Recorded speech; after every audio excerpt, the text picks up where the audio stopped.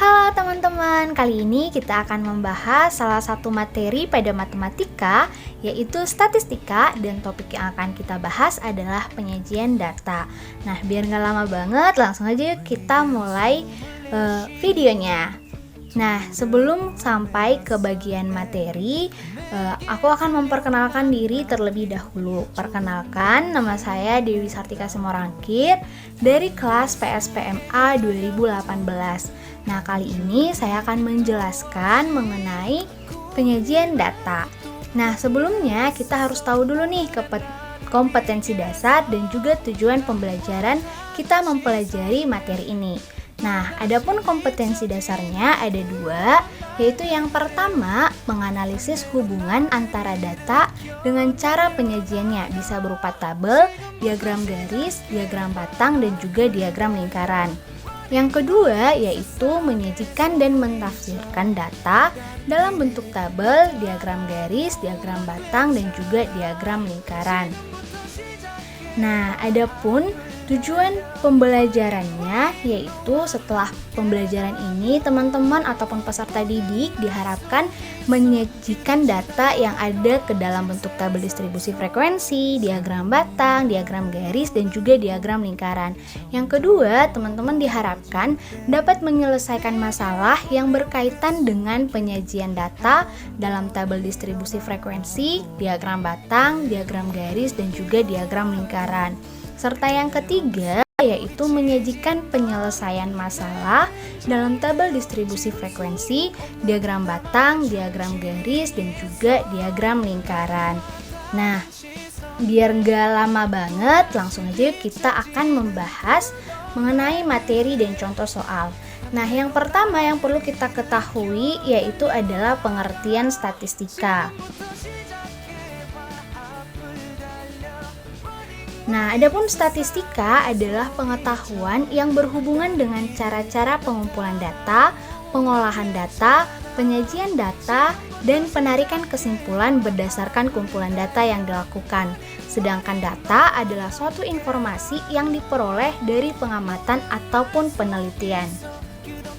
Nah, selanjutnya kita akan membahas mengenai macam-macam data. Adapun macam-macam dari data ada dua, yaitu yang pertama data kuantitatif yang mana datanya berupa angka. Contohnya data nilai matematika siswa SMP ataupun data nilai fisika siswa SMA. Dan yang kedua adalah data kualitatif di mana datanya berhubungan dengan kategori yang berupa kata-kata ataupun bukan angka.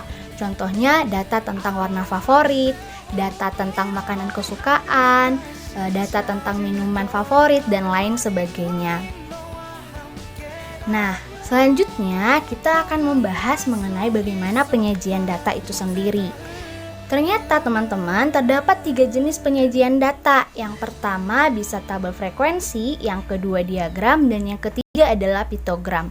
Nah, tabel frekuensi dapat disajikan dalam bentuk tabel untuk memudahkan dalam membaca data. Sedangkan kalau bentuk diagram artinya data-data disusun dalam bentuk gambar ataupun lambang.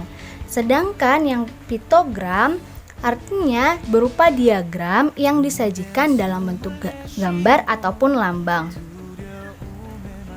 Nah, kita akan membahas masing-masing.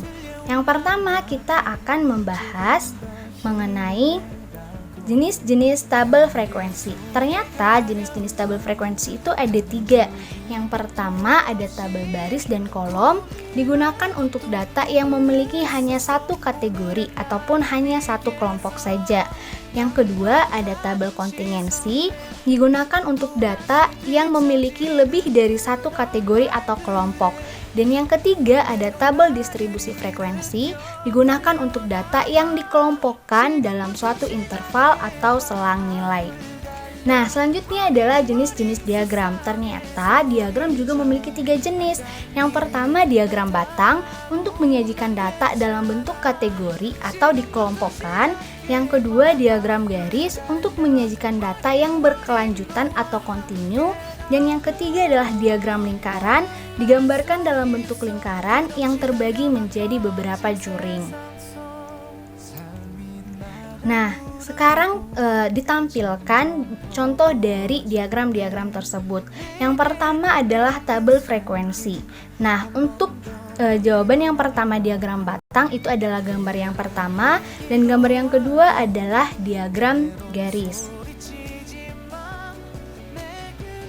Selanjutnya, berikut ini adalah tabel distribusi frekuensi dan juga terdapat gambar dari diagram lingkaran. Dan berikut ini adalah contoh piktogram, di mana piktogram ini terdiri dari lambang ataupun gambar, di mana contoh pada saat ini adalah emoticon, di mana satu emoticon mewakili 10 orang. Artinya kalau terdapat 2 emoticon, berarti frekuensinya adalah 20 orang. Dan kalau terdapat 10 emoticon, artinya frekuensinya sebanyak 100 orang. Nah, selanjutnya kita akan melihat contoh soal. Perhatikan data hobi siswa dalam suatu kelompok sebagai berikut. Nah, di tampilan saat ini telah diberikan tabel frekuensinya. Berdasarkan data tersebut, buatlah diagram lingkarannya dan tunjukkanlah persentase masing-masing nilai siswa. Nah, rumus untuk mencari persentase adalah jumlah siswa per jumlah total dikali 100%. Sehingga persentase untuk yang hobi menulis yaitu 3/25 kali 100% sama dengan 12%. Untuk hobi memasak 7/25 kali 100% sama dengan 28%. Untuk hobi futsal 8/25 kali 100% sama dengan 32%. Untuk hobi basket 4/25 kali 100% sama dengan 16%. Dan untuk yang hobi melukis ada 3/25 kali 100% sama dengan 12%. Sehingga kalau ditotalkan hasilnya akan sama dengan 100%. Nah, jika kita sudah menentukan besar dari persentase tiap hobi, maka kita akan gampang untuk menggambarkan diagram lingkarannya, sehingga setiap juring itu memiliki besar sesuai dengan besar persentasinya, seperti yang ada pada tampilan saat ini. Nah, gimana? Gampang banget kan ternyata materinya? Nah, sekarang untuk lebih menguji pengetahuan teman-teman tentang penyajian data, boleh ya teman-teman untuk mengerjakan kuis-kuis yang ada pada video ini. Di sini terdapat 5 kuis untuk yang dapat teman-teman kerjakan untuk menguji pemahaman teman-teman terhadap materi yang telah disampaikan. Gimana? Menarik banget kan ternyata materi penyajian data itu?